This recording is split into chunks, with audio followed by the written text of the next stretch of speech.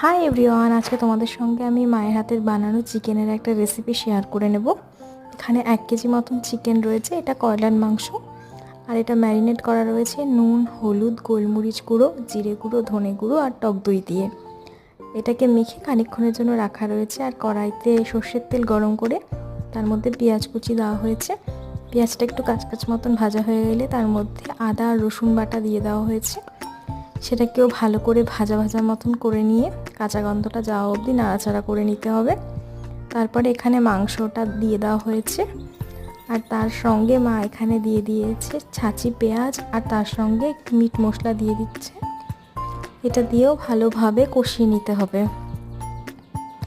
ভালোভাবে কষিয়ে নিয়ে তারপরে এর মধ্যে টমেটো কুচি, তার সঙ্গে আলুটা তোমরা ভাজা করেও দিতে পারো, মা কাঁচা আলুই দিয়েছে।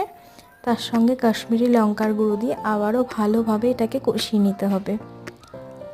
যত ভালোভাবে কষানোটা হবে তত ভালো রান্নাতে টেস্ট আসবে।